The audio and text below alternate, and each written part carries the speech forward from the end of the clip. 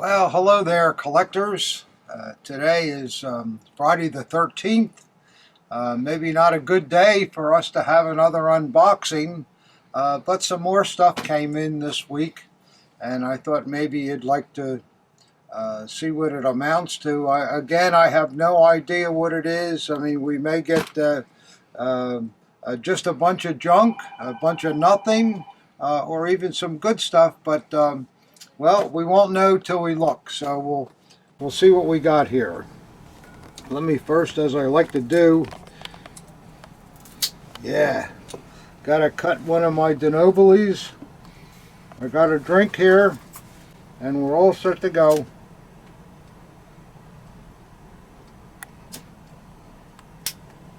Okay, that puts me in a mood. Now let's see what our first box is here. Maybe I better fortify myself for this one. Ooh, wow, that's a good one. All right, let's see what we got here.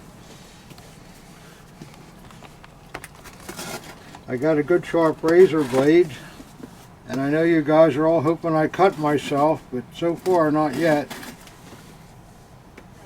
I did have somebody write me who's apparently connected with the museum, and he gave me a lot of instructions on how to properly open something with a valuable artifact in it. So I'll have to read through all that and see what it says. But in the meantime, until I do, I'll just open stuff in the normal way, and hopefully he won't get too mad, but I will get back to him. Okay, good. There's a letter here. I always appreciate that when they know what they want to do. Let's see here, and we got some popcorn here to get all over the place. Of course. Oh, this doesn't feel like much. Let's see what we got here. And boy, this stuff really makes a mess, but what are you going to do? That's the way it is in this business. So let's see, this looks pretty little here. What could this possibly be? Doesn't feel very heavy either. Probably nothing. Well, a lot of wrapping around nothing. Still don't see it yet. Oh, well, it is it's nothing earth-shaking. It looks like we got a lot of pins here. These are good too. Collectors like these kind of things. Wow, here's two flak pins. Let's see what else is here. A Luftwaffe a ground assault pin. Another flak pin. What is that? Another ground assault pin. I need to put my glasses on, but I think that's a high seas fleet pin. That's kind of a rare pin. You don't see them very often. And let's see what this is. It looks like an assault pin, and then an RAD. So that's kind of a nice assortment of stuff. I like things like that. These pins are affordable. So for young collectors just getting going, there's something here that might fit your budget.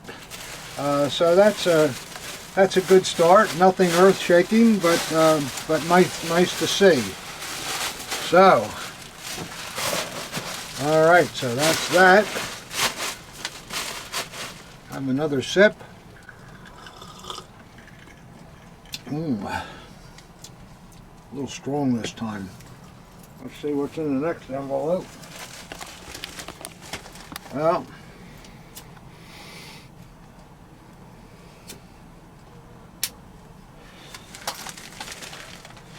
let's see, it doesn't feel like anything very heavy. Well, we'll take a look here.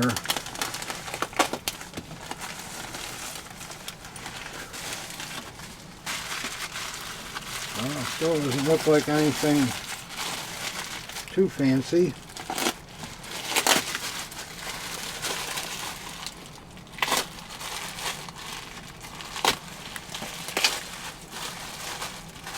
looks like a return. Let's see here.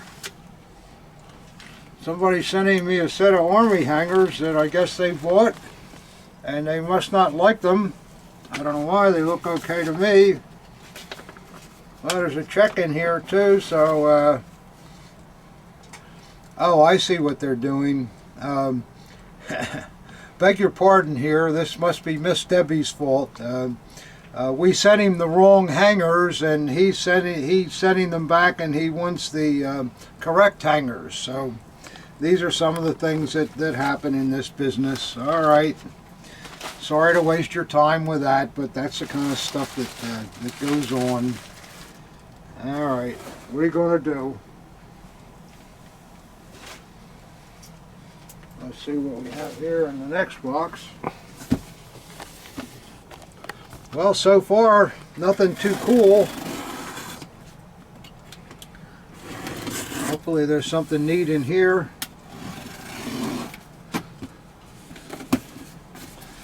Let's see. Nice. A lot of bubble wrap. A lot of free bubble wrap. And let's see what we got here. It looks like a... I don't know, nothing much here either.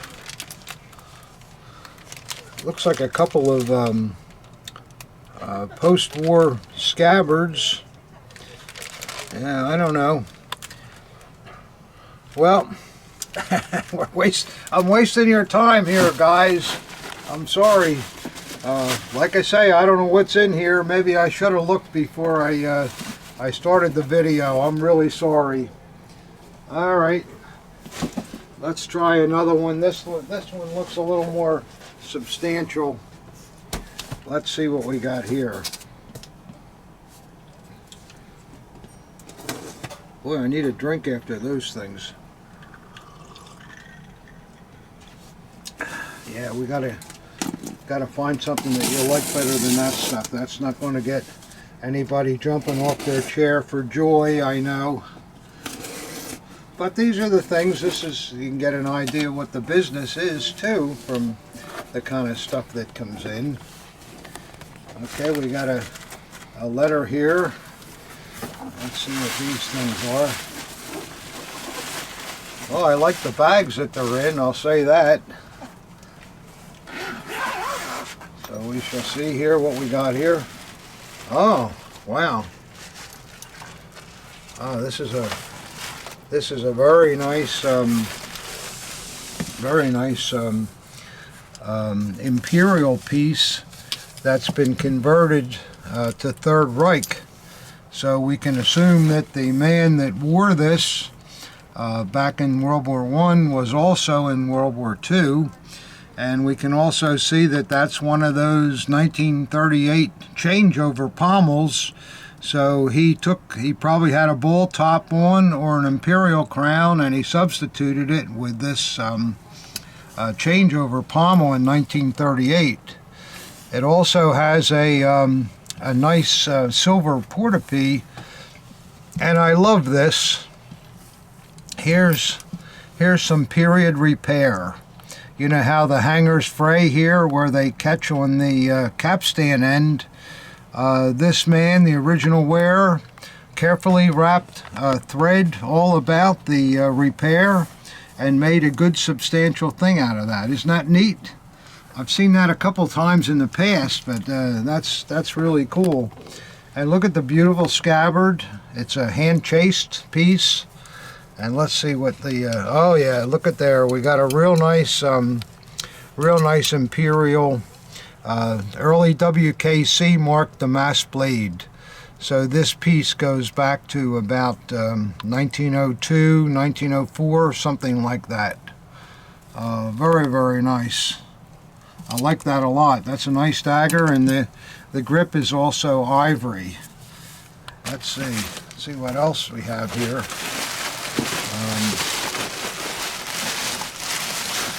Well, it looks like another bag I like. This man must have got some bags from me. Let's see what we got in here. Oh boy. Yeah, here we have another beautiful dirk. This one is a later period. It also has an ivory grip, see that?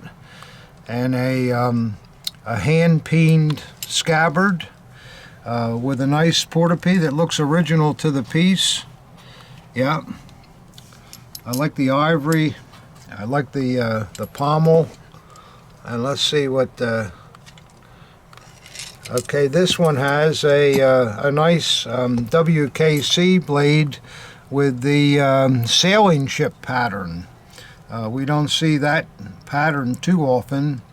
Usually the sailing ship patterns were made 38 or so. By 39, WKC just made the fouled anchor for their mainstay.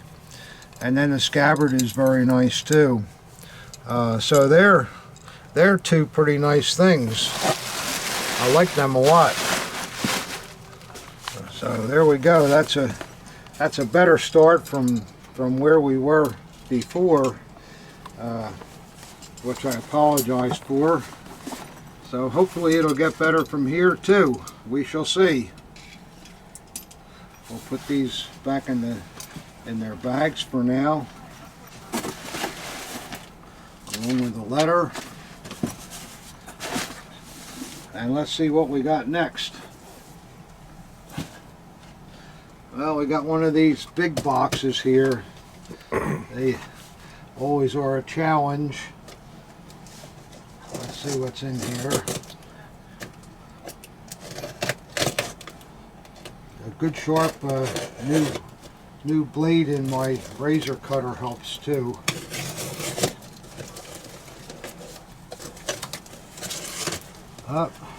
Looks like a lot of popcorn and stuff down here, but let's see if we can pull some of this out without too much of a problem.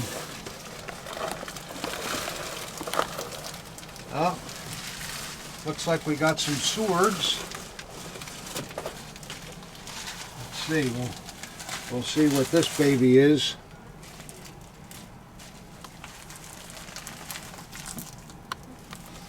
You know, somebody told me once a good cigar always goes out. So here we are.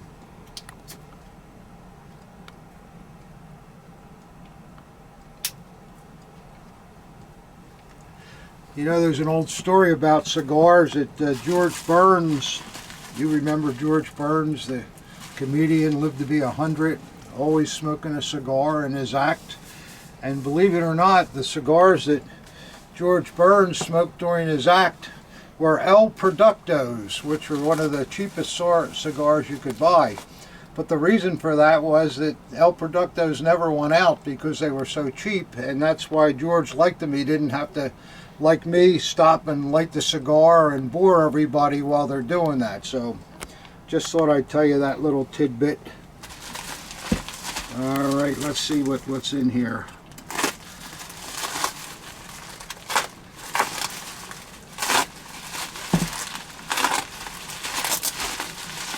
Alright.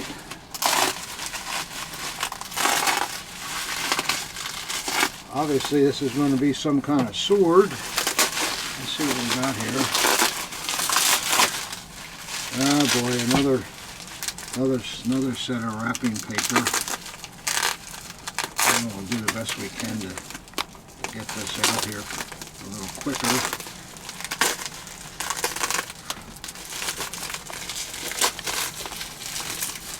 Oh, this is looking like a very nice sword, guys. Condition is extraordinary. Wow.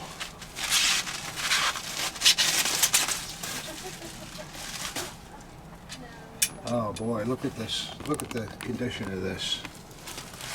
That is really superb. All of the fire gilt is here. Wow, what a... And we have a another eagle on the P-guard. I think this is one of those Voos swords that we hardly ever see. Look at the paint on the scabbard too. The paint is all original. The hilt is absolutely amazing. Look at the reverse of it with a nice languette, and the grip is perfect with the beautiful wire. And let's see, it has a real nice blade. Usually these are marked or not marked. Yeah, this one is marked. So that's for a guy that's collecting quality swords. That one would be hard to beat. Beautiful. It's really kind of rare that we see swords in that condition. Let's see what else we got here. Looks like another sword. Ding ding. That bell here, by the way, is this is the desk we use for packing our boxes, and my son-in-law John that works here, part of his job is packing boxes, and when Debbie has to have something shipped out, and she rings the bell so that John can get on the stick and do the packing. You know how important that is. We want to get the stuff out as quickly as possible and do a good job at it at the same time. So I guess with all the modern stuff we have today, this bell is kind of antiquated. But you know what? The electric goes off or whatever. It doesn't need a battery. All you have to do maybe once in a while is replace the string. So it's always something that you can count on. Let's see what we got here with this sword now.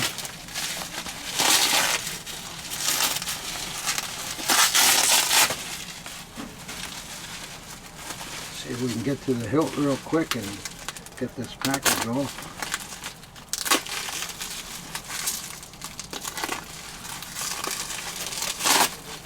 Oh boy. Wow.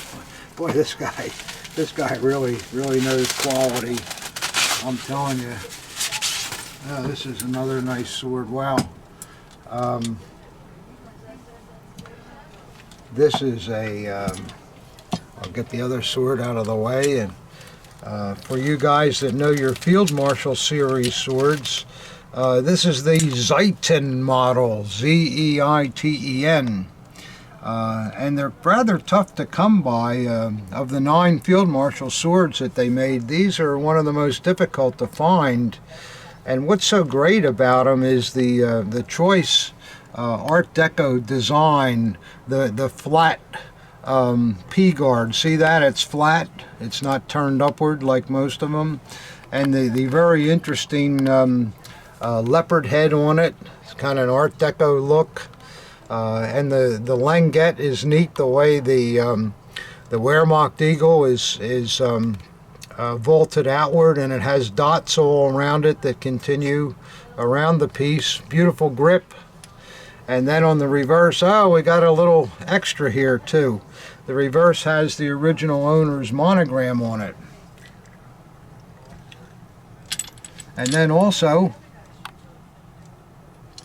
we have a very nice conditioned sword hanger here. The leather is still like new. It's really a nice thing, and it looks like the snap clip is also marked there with the porta-pee. So I have to say, if any of you out there collecting swords, you should be interested in these. These are beauties. All right, let's see what else is in this great box. So far, so good, I think. I'm happy with them. Really incredible to see scabbard paint in that condition, too, and it's all original on both swords. Yep, another sword.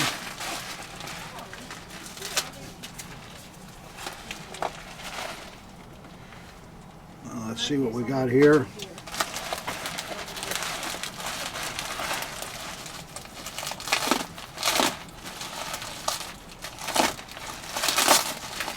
You know, you want to be careful when you're cutting with a knife too. You don't want to scratch the finish on anything. So you got to do it very, very lightly. And it'll be a shame for a scabbard in this condition for some jerk like me to go right through the brand new paint, and you can easily do that. So you got to be a little careful with these things. Oh man, here we go. Here's another. Wow. Ah boy, another really nice sword.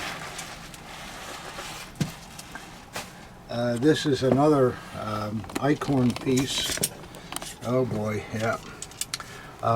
It's the I think it's a Scharnhorst, I'm pretty sure. I may be wrong about that, but it's got the nice leopard head, just about all of the gilt, beautiful Art Deco style crossguard eagle, and it's equipped with the large knot with 3 stitches instead of 2. See the difference in a regular knot compared to the larger knot? I've never been able to determine whether a larger knot meant that you were a bigger deal or you just wanted to look like a bigger deal, but we do see them from time to time. And the blade, the scabbard is nearly mint. And let's see if there's what we got on this blade of anything. Oh boy, yeah. This is a really a prime piece here. See that is all going to be triple etched, and with most of these triple etched swords, you're going to see the etch pattern, which also extends to the whatchamacallit, I can't think of the word, the rim on the back of the blade, and then on the other side. And this, if you have an Eichhorn Kundendienst, the Eichhorn catalog, you can look up in the catalog and see the different etches that were offered by the Eichhorn firm. This one looks like it also has something there that may have to do with the original owner. So again, a really nice thing here. I like it. Let's see anything else in here. Oh, there's that bell again. Everybody jump to when that goes off. Let's see what we have here.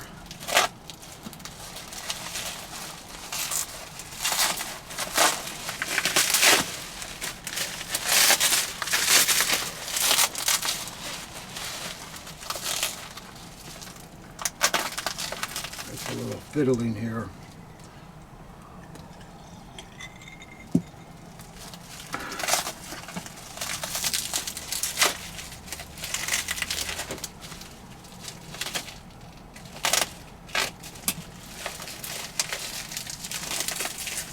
It looks like another terrific example.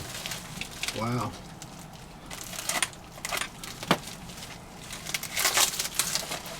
Oh boy, yeah. Yeah, this collector really had a good eye.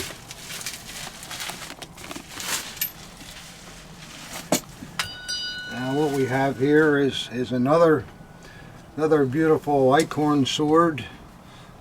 This one I believe is the Blucher with the lion head and the same Art Deco type crossguard as the Scharnhorst has. Beautiful grip, but just look at the gilt on that. I mean, you collectors, if you're collecting swords at all, well, there's a monogram on it too. You know, when you go to shows and you find swords, you'll look at 100 of them before you'll see a sword that has that kind of fire gilt still remaining on it. So that counts for something that's very, very desirable. And I think it has yeah, it's got a nice mint blade. So those are really, really nice things, and we'll take a break for a minute. All right, collectors, we're continuing here and see what else is in this box from this sword collector. These look like some kind of daggers. And let's hope we got something that you'll like to see here. We don't know. I don't know. Nobody knows until we get this bubble paper off here.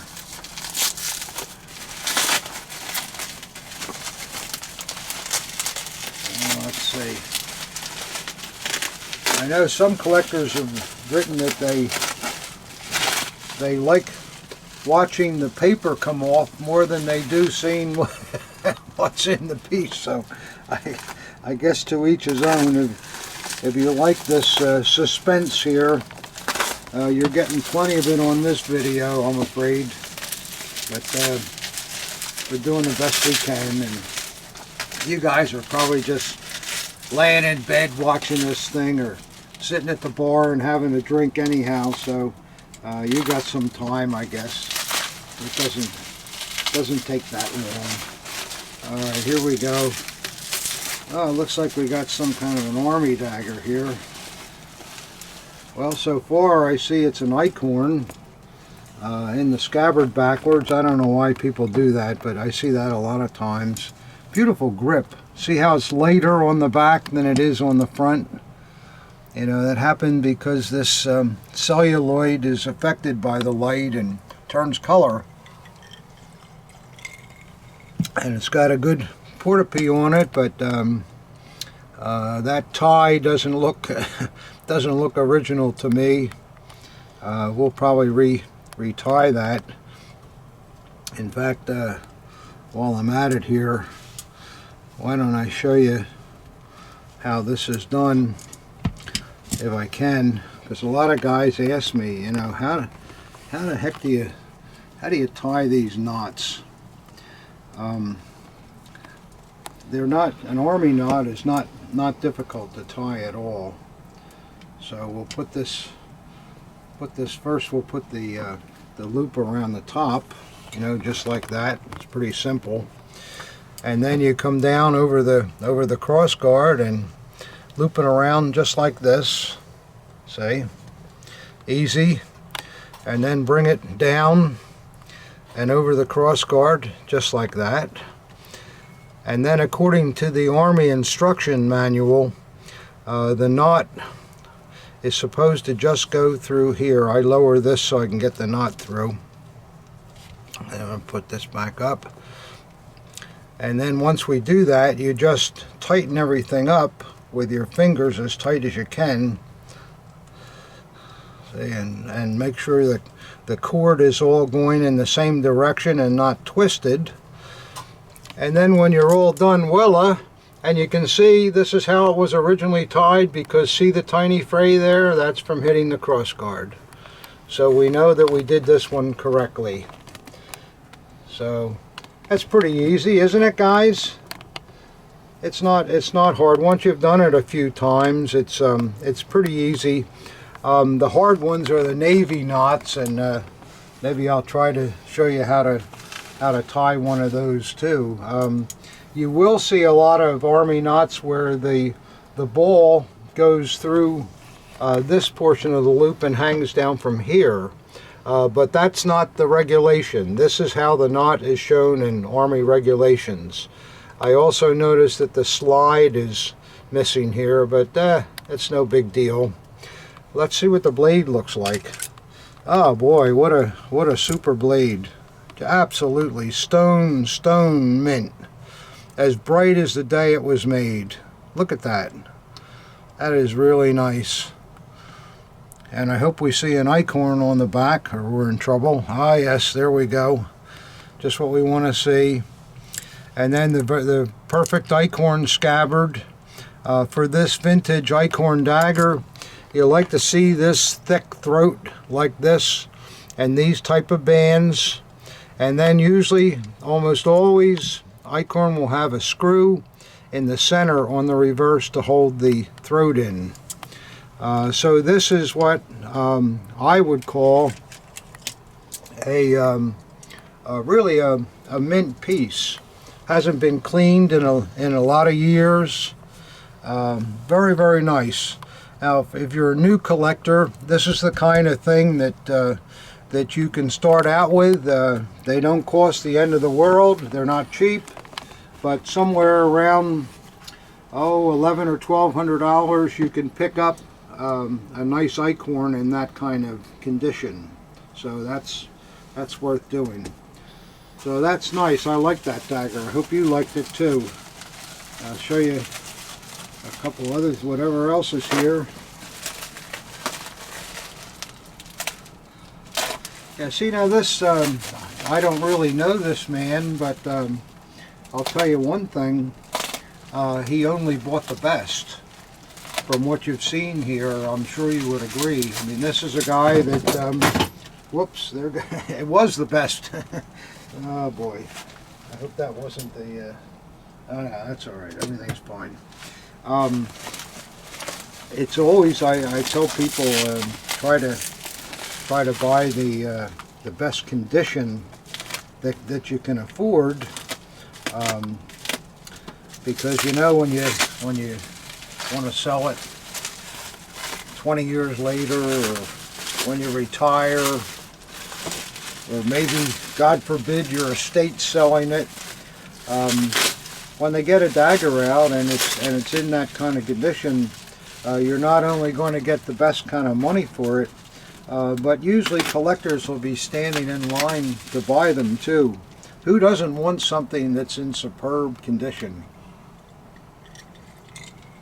And as I've said many times before too, if you buy something with dents and chips in the grip and all that, the trouble is when you get it out in 20 years, it still has the dents and the chips. They don't go away. But you know what I mean. And that's not to say that if you're on a budget, you can't get that dents and chips too, because a lot of times you buy something like that, and then as your pocketbook gets a little bigger, as you get older, hopefully, then you can trade them up into better pieces. But always in your mind should be to get the best possible piece you can find, whether it be a sword, a dagger, an armband. It applies to everything in this hobby. Let's see what else we got here.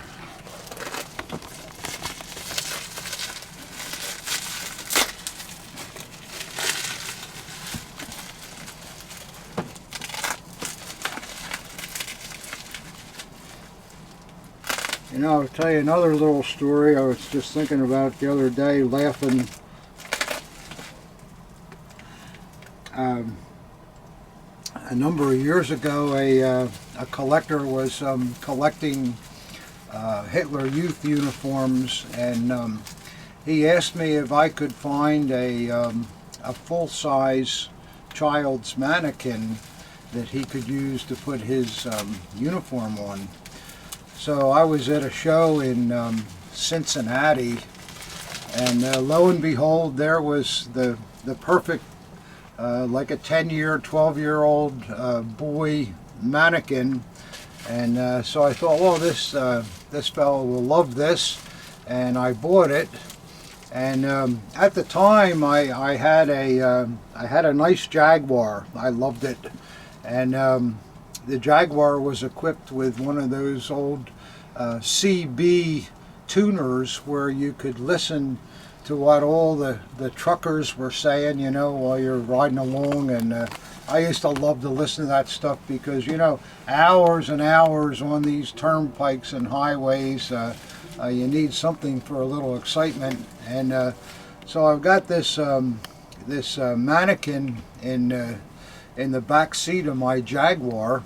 It was just laying in the back seat, and I'm listening to the CB radio, and I hear this, "Breaker, breaker 19. He says, "You're not going to believe it. I just passed a New Jersey Jaguar with a blow-up doll in his back seat."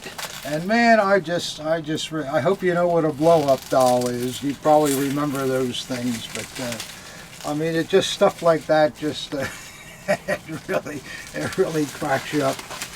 Well, enough of those stories. Anyhow, oh well, this is looking good here, guys. Oh yeah. All right, we all like to I guess you had to endure that story. You're thinking, what the hell's in that thing he's unwrapping? And here we have a really, what looks like to be a really nice SS dagger. Wow. Look at the paint on that scabbard, and look at the beautiful vertical, wow, the vertical hanger is really, really nice. The leather is so well preserved. It's a later hanger, I can tell by the RZM markings on the snap clip. But still, it's an original, and look at the condition of the buckle even. And we got nice nickel fittings here. The grip, the ebony grip looks to be in perfect condition. Here's something I like too. Maybe you collectors won't like this, but see how the grip's a little scratched up here? That's because the vertical clip hit it. So you know that this vertical hanger's been on this dagger a long time, and it probably isn't a replacement. So let's see what the blade looks like. Oh boy, that's really, really, really nice. See that great motto and all. I mean, that's really a nice dagger. Let's see what's on the back of it. Oh yeah. Okay, you'll see the 121-34. You'll also notice that this is not coming towards the ricasso, which is something that you see on most early daggers. This was made in 1934. But these 121s and these 120s, they read toward the blade tip. And when you see reproductions, very often the guy that reproduced them put the trademark to read toward the grip, so you can tell right away it's a fake blade. So on this one, it's 100% original, and a really, really nice thing here. This would have been made probably right after they did the district stamping, because it doesn't have a district number on it. A very, very nice dagger here. You don't see many in that condition, so I'm very, very happy to have that. You guys like that SS dagger? I do. I know you'd say, oh, I want a Maker Mark one. Well, these 121s and 120s were made at the same time as the Maker Mark ones, and they're every bit the same quality, so there's nothing to be shunned there. So I'll just show you one other thing. Damn cigar keeps going out, but this is something I got about a month ago, and I already unboxed it, but that's the way it goes. But you can see it's a silver cigarette case, and it has a monogram GH on it. It's not really very fancy, but it's kind of nice. And then inside, it has a really great dedication, and you'll notice there's no SS runes all over, or tank marks, or you got to watch out for a lot of that stuff. It's just pretty plain, and that inscription basically means, "To our friend and driver of our King Tiger, Gustav Horn, successful East Prussian through Poland, Warsaw, to our return home, Christmas 1944, the Comrades, Division 21, Fallschirmjäger, Panzer Pioneer, Hermann Goering." So it's the Hermann Goering division of the Tiger tanks, and this crew of Panzer people were thanking the driver, Gustav Horn, for getting them back safely. Just really tremendous. And we find Gustav Horn in the records, and the records indicate that he in fact was with the Fallschirmjäger Pioneer Division Hermann Goering. So this, I think, is a terrific thing, and because I think it's so terrific, I'm keeping it myself. You know, I got to add something or other to my collection every couple of months, keep it growing, you know. So with that, collectors, that's all we have of the unboxing thing this week, but we'll get back to you again when we have more stuff, and happy trails to you all. Thanks very much.